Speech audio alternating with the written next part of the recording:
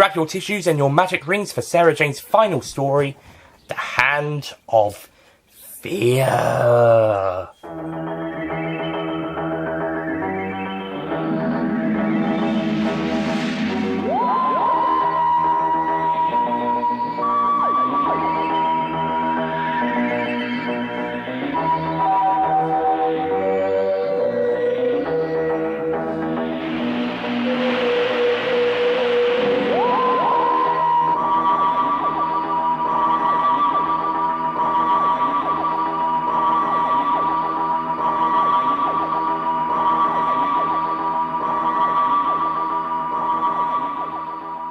Ladies and gentlemen, Nick here, and welcome to my review of Doctor Who Season 14, Story 2, which is also Sarah Jane Smith's final classic story. It is, of course, The Hand of Fear. Now, The Hand of Fear sees the departure of beloved companion Sarah Jane Smith from the show, although being Sarah Jane Smith, the character would return in further episodes later down the line and in her own spin-offs, of course. But for her last adventure as an incumbent companion, how does this story work? Well, apart from a few problems, it's a really good story. It's a really great story for Sarah Jane to go out on. However, it does have a few problems. So let's just sit back, relax, and cry our eyes out. if you got very emotional with the ending. The Hand of Fear. The plot sees the Doctor and Sarah Jane land in a quarry, which you could be forgiven for mistaking to be an alien planet if it wasn't for the fact that you already saw the people working at the quarry already. And they're caught up in an explosion, which sees Sarah Jane finding a hand which has been there for millions of years, basically. And they're taken to hospital. This is basically the first episode, plus the stuff, plus the first scene that I will get back to about. But Sarah Jane has got the hand. She's taken to hospital. However, she wakes up and she's now possessed by the hand. Who the hand belongs to, a crystalline, I think, a carbon-based life form called Eldrad from planets many millions of miles away and all the way back in prehistoric times, and it's Eldred is being executed for destroying the transduction barriers on his home planet, which would have been a twist later on, saying that Eldred was the villain, as opposed to all this stuff later he talks about before revealing that he caused the transduction barriers to be destroyed, which would have let how his planet was. He created these transduction barriers to make people be able to live on the surface. However, when he was denied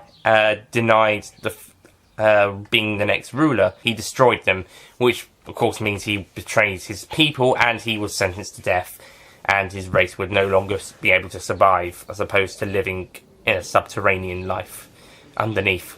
But he goes on about stuff about aliens invading, but it turns out it was him. And the first few minutes actually spoil this twist, this end twist, when they say, Eldrad, the traitor, the destroyer of the transduction barriers. If they had gotten rid of the transduction barrier line and just said, Eldrad, the traitor, then it would make sense, because there could be a line later on saying Eldrad would opposed the aliens and they had him executed. You could, or his people on behalf of the aliens had him executed. So maybe they took over and now they ruled and he opposed them. That would have been a good lie to say that, and you would trick the audience to thinking that he was wronged. But no, the twist is spoiled within the first few minutes, which is a shame because it was a decent twist. And to be honest, I actually forgot that bit was there before rewatching the story. In fact, I don't even remember in the other viewings hearing that line. Maybe it was cut from the... Because I watched this story on BBC 4 when it was shown after Elizabeth Staines' passing. So when I watched it then, or on the recording of it, and subsequent viewings prior to getting the DVD, I must have not noticed, or it must have been cut. And on the other watchings of the DVD, I must not have noticed. But yeah, that line just basically ruins the twist, more or less, because it just says, oh, right, Eldred is the villain straight out of here, but later on it's Eldred is just trying, well, she has some sort of moments where looks like they could be the bad guy, but they're sympathetic, they're actually quite nice. Or at least the female version of Eldred, when initially taking the first form of the first person they could come in contact with, in this case a humanoid female, before becoming the original form back in part 4. But basically, because all of this stuff and up to that point, when with female Eldred, it's kind of trying to make her look like she's got some problems, but otherwise she's a really nice person. But after becoming normal again, and shortly after that, that's when the twist drops.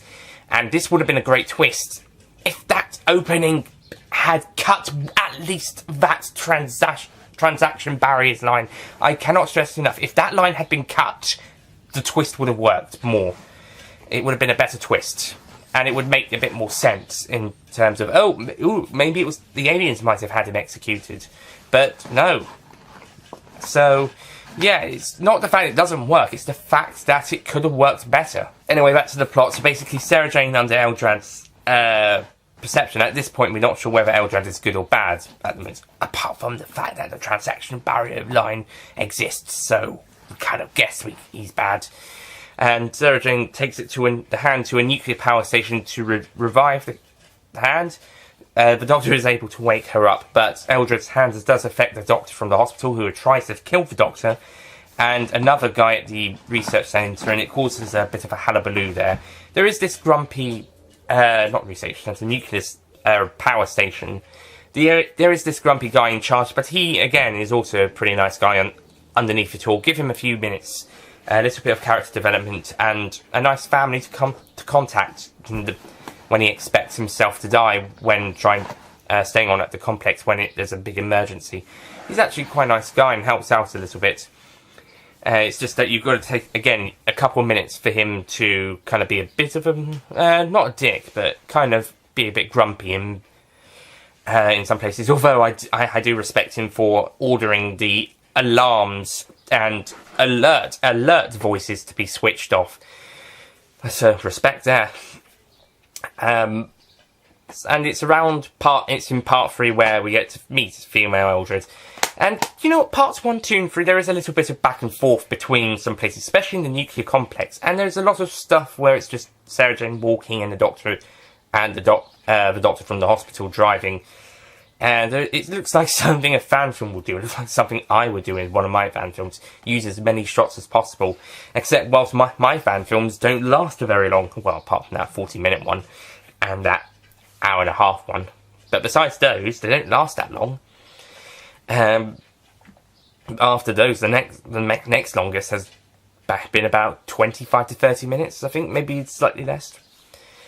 So it does feel like it is padding out some of the runtime, and also when there's going back and forth between different rooms a few times, like to recover the hand or something, or look for a ring. There's also a bit at the very end of part 1 where some guards bring some guns in and tell the Doctor, and I think it's Dr. Rex, the guy from the hospital, they say stop, and they stop, and they point the guns, and they say all will fire. You didn't need to say all will fire, they stopped. They stopped right away. You don't even need to point the guns at them, or at least not that close. Could have been a few steps further back. At least cut that line. Don't say all will fire when they're doing what you've just told them to do. They're complying, and you're still threatening them. That doesn't make sense to me. Guards and Doctor Who usually seem to lean more towards the dick end of the scale of personality, even the good ones. Sometimes they can just be dicks sometimes. In this case, it was this guy who just didn't need to finish his sentence, or say stop or will fire before they stopped. That would have made much more sense. I can't get over it, but I'll move on. So yeah, part 2 is basically just goes back and forth a few times as well. I mean, it's not boring. I just think it's quite padding. There's quite a bit of padding, that's all. But moving on to part 3, that's where things get interesting, when the Doctor and Sarah have to take Eldred back to the planet after an airstrike goes wrong.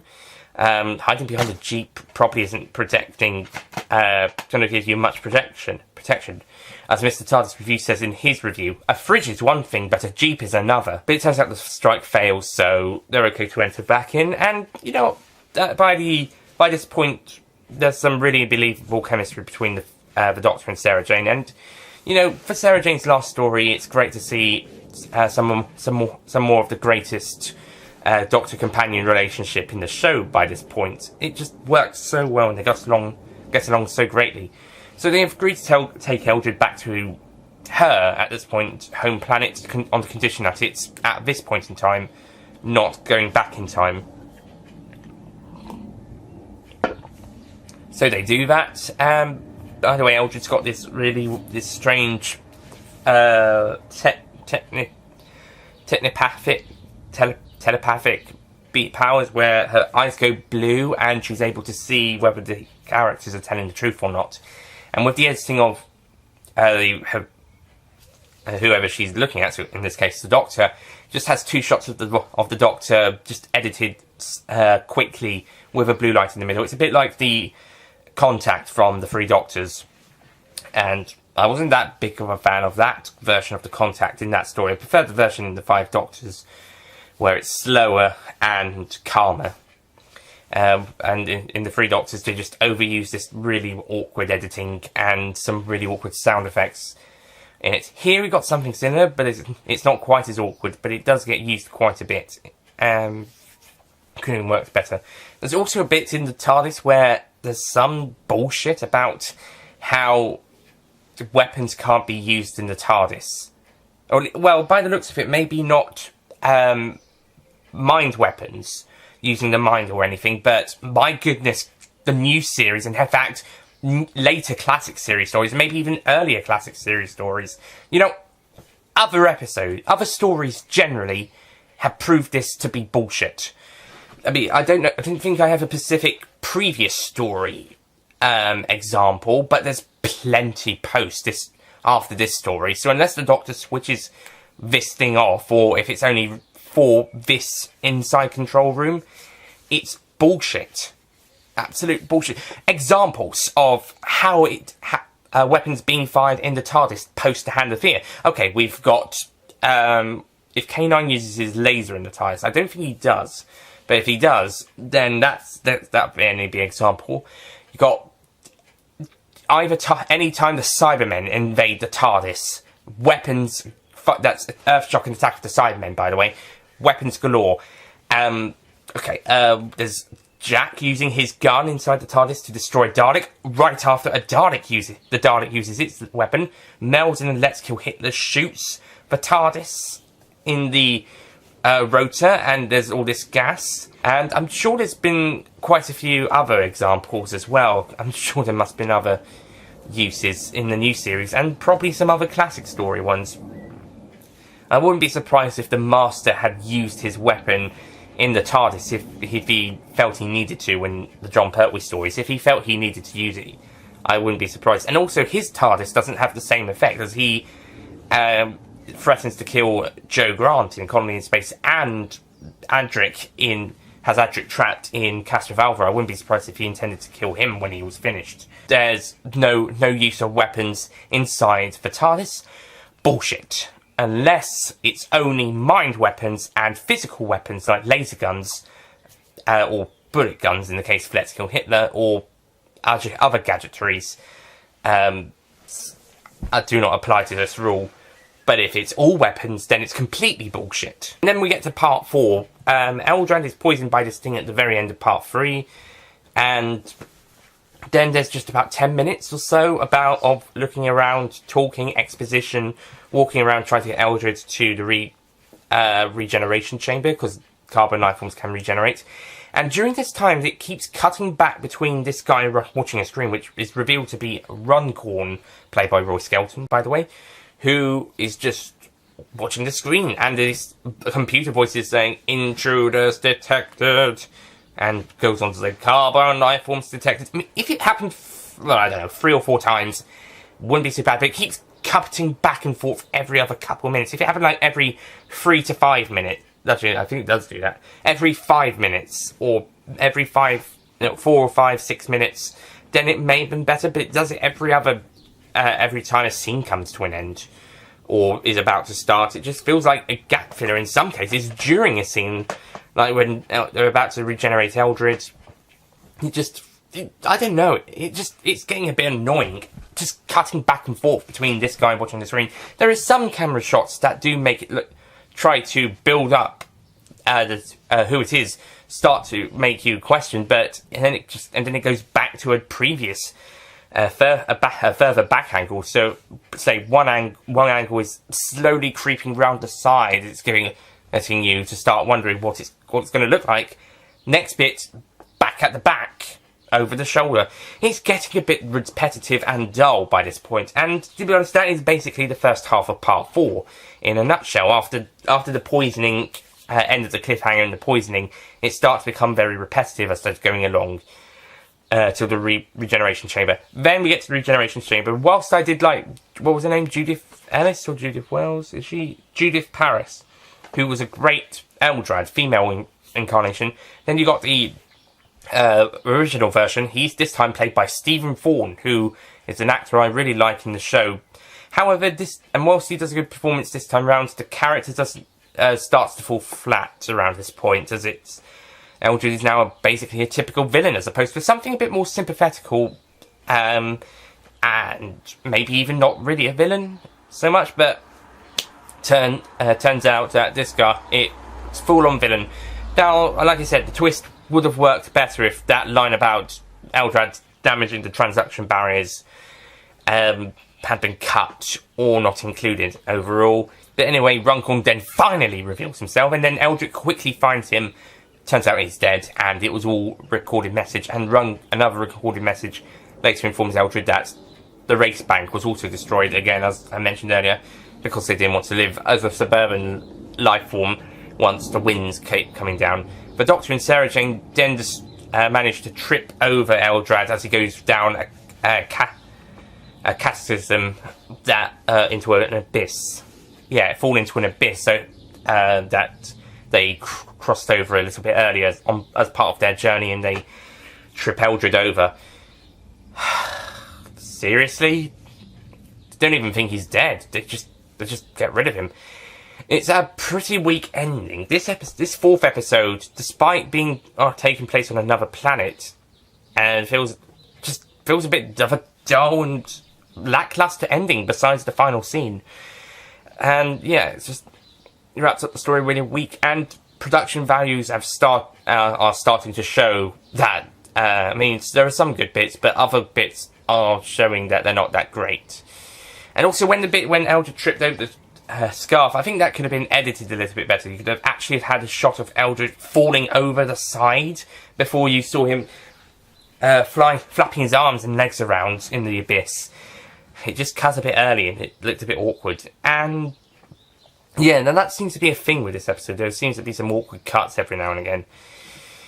Especially in this episode. Anyway, we get to the final scene where the Doctor and Sarah Jane are back in the TARDIS, and basically Sarah Jane is moaning about how she's basically fed up and decides to go home. The Doctor then gets a call from Gallifrey after repairing the TARDIS, and he decides that he can't take Sarah with him because humans weren't allowed on Gallifrey prior to the events of the Invasion of Time. And the Doctor is then forced to take Sarah Jane home, despite the fact that she tries, like, oh, I didn't really mean it. But he's like, oh, I'm sorry, but you have to go. What's sad about it is that there isn't really much choice for either of them. If the Doctor was able to ignore the call, or if he could take Sarah Jane with him, he would. But because of this, he has to take her home. And if Sarah Jane just demanded him to take her home normally, he probably would have just done what he did with Terror of the Zygons and the Android Invasion, just gone the long way round, unless Sarah Jane was really demanding. But maybe she would have come round to gotten over her anger by the time just before they got there. But because there's no choice for either of them she has to go, and so she's dropped off in, well, technically it's Aberdeen according to School Reunion, but they realise it's what the Doctor thinks is South Croydon, but Sarah Jane doesn't realise it isn't, and like I said, it turns out to be Aberdeen in School Reunion. So, yeah, but it's some really sweet scenes and some really great stuff. The only thing I'm not so keen on is that when it does go to the final shot of Sarah Jane looking back, which is a nice touch, it just does slightly stop abruptly, and this is more of a problem with the audio rather than the picture. And I will say this around this point, Doctor Who did like to just stop on a pause on a couple of episodes, especially during cliffhangers, and there's a really famous example of this coming in the next story. But yeah, I'm not sure, it just like to do this every now and again, just stop on an image for the cliffhanger. In this case, it was made more in a way to round off Sarah Jane's story. My slightly issue is that it just slightly stops abruptly. Maybe if Sarah Jane turned round, stopped, and then looked, and then that's where it would have had the freeze frame, the picture that would have stopped the image. That's it, this freeze frame. If Sarah Jane had just stopped, looked up, freeze frame, perfect. But it's kind of when she's still walking, so it looks a bit awkward. And the audio syncage also is awkwardly done. But other than that, it's still a really well-executed scene and has some really great emotion. Fun fact, it was actually written by Tom Baker and Elizabeth Sladen themselves, this final scene, plus probably linking in the elements from the story itself, and knowing that the Doctor has to gets a call from Gallifrey, which takes him to the events of the next story. So, taking those into account, they managed to write the scene, and I think they did a really well job with it, and it has some really great dialogue as well. It's probably it's one of the saddest endings, departures of a companion at this point, along with Susan and Joe. And so, yeah, it's a really well executed, and, well, besides that, the audio transition into the final shot. But it's written really well, and the emotion is just really great. Tom Baker and Elizabeth Sladen have been on their A game since the start of the previous season, and it really shows by this point. So, it's basically perfect chemistry, and Sarah Jane has been so integral to the show as much as the Doctor has been over the past 3 1/3 seasons, especially over the last season and a third, where it's been very much her and the fourth Doctor together, and in the best, as I mentioned, the best Doctor companion pair up probably in the history of the show, dare I say. It just works really effectively. It's a shame there wasn't more stories with the two of them together, because we did have them with Harry for 6 stories, and before that it was the third Doctor that Sarah Jane travelled with. So we only had about Planet of Evil, Mars, Android Invasion, Brennan Morbius, Seed of Doom, Mask of Majora, Hand of Fate, 7 stories with the fourth Doctor and Sarah Jane on their own. That doesn't feel quite enough, considering how long that Sarah Jane had about 5, 10, 16, 18 stories. She had 18 stories, and only 7 of those are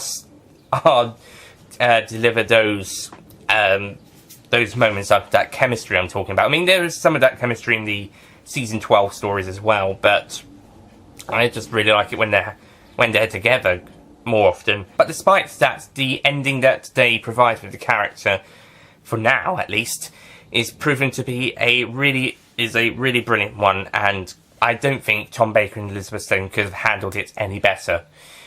So, yeah, in both acting and writing, execution, and like I said, in terms of the filming and editing, I just had those slight issues with the very last shot, but that's about it. So, yeah, if it wasn't for the fact that Sarah Jane actually was leaving, the moaning might have annoyed me, but because Sarah Jane is forced to leave rather than choosing to leave, then I can look past that and actually consider the scene pretty much near perfect. So, yeah. So on the whole, The Hand of Fear, there is some really good moments and really fun in quite a few places. And, you know, it's a really enjoyable four-part story, but there is plenty of places of padding throughout all 4 episodes, and the part 4 really shows really is not that great, apart from the final scene, as I've just been talking about. There is a bit of a twist ruiner earlier on, and there is some other nitpicks throughout, and it doesn't feel 100% perfect. For Sarah Jane's final story, I think it could have been better, but as it was, it's still a pretty decent story.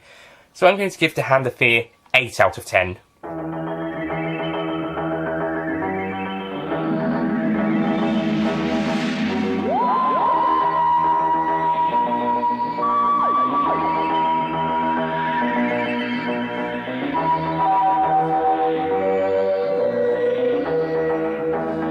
Yep, a really good way for Sarah Jane to leave the show, if not the best way. I mean, it's not the best companion exit story, but I do think it is one of the best companion exits in the show. I mean, we got stories like The Faceless Ones, which was a great story, but the exit for Ben, but it wasn't very good as an exit story.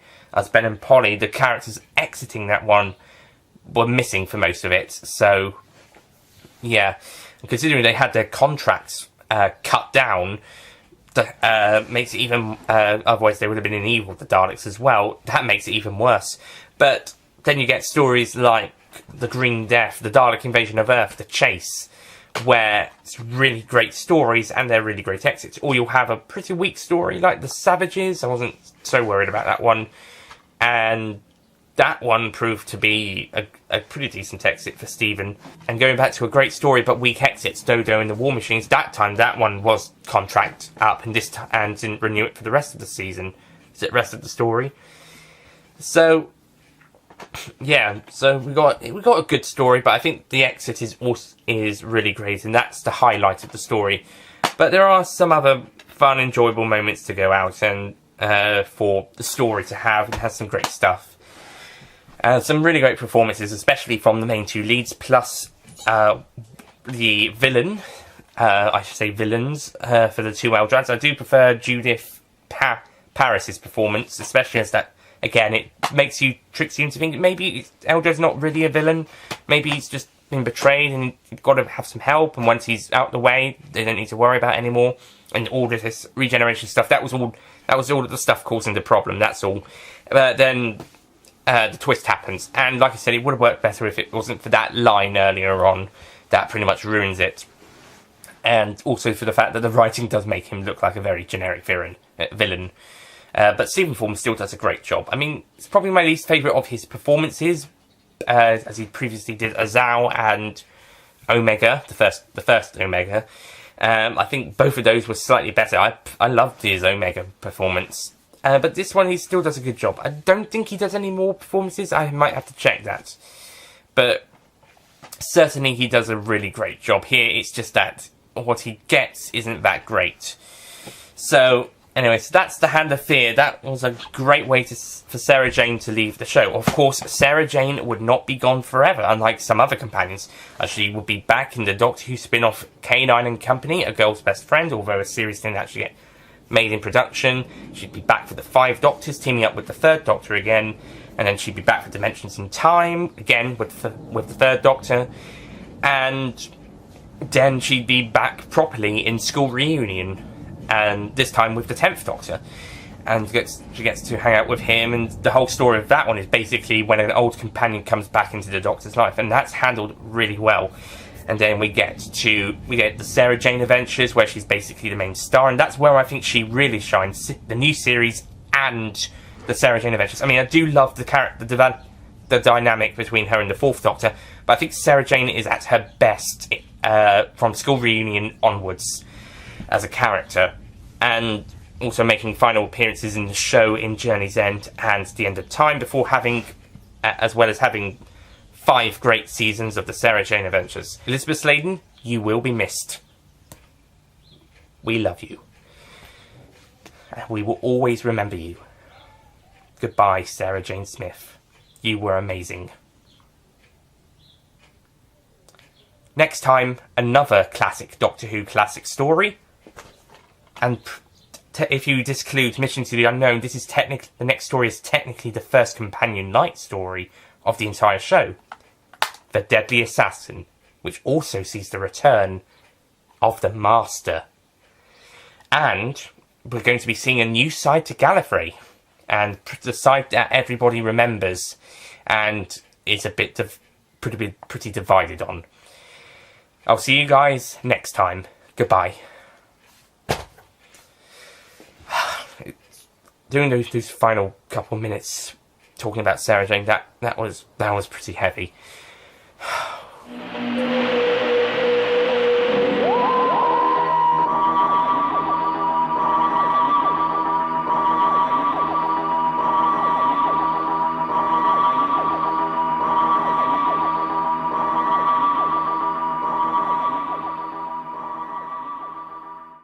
Don't forget to click below to subscribe to the official Nicholas Payne Retro YouTube channel. Grab your tissues and your magic rings for... Shut up! Grab your magic rings and your Someone's dinging in my pre-titles. Hello ladies and gentlemen, Nick here, and welcome to the second... Hello ladies and gentlemen, Nick here, and welcome to my review of Doctor Who Season 14, Story 2. Hello ladies and gentlemen, Nick here, and welcome to my review of Doctor Who Season 14, Story 2. Hello ladies and gentlemen, Nick here, and welcome to my review of Doctor Who Season 14, Story 2. And I don't know why I'm doing this with my hands. As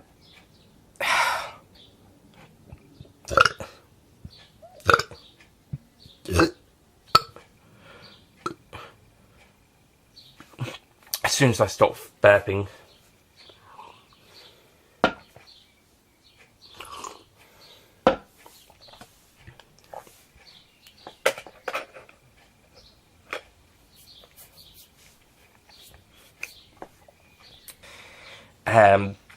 He closed them down as he wanted to be. He turned them off. Don't say all will fire if they're doing what you're being. If they're being guards in Doctor Who, usually kind of fall one way or another, and but it turns out that a strike doesn't. And even the TARDIS and House comes in to attack the TARDIS. Okay, that time it was House. It was actually inside the TARDIS. So yeah. So this point about apart from this time round. Cut that last line. But if it's all weapons, then it is completely bullshit. Anyway, part 3. But yeah, if that, yeah.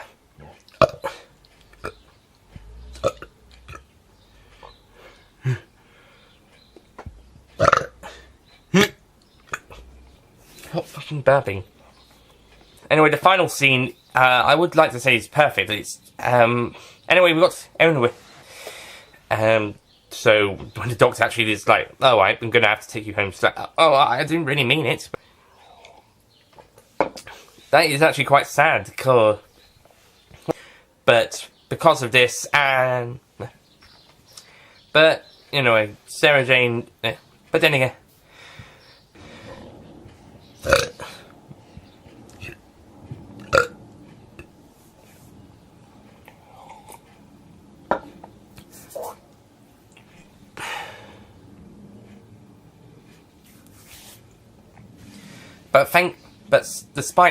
Despite that, it's but yeah, you'll get Elizabeth Sladen. You will be missed. Shit, I ruined that. Next time, another. Ooh.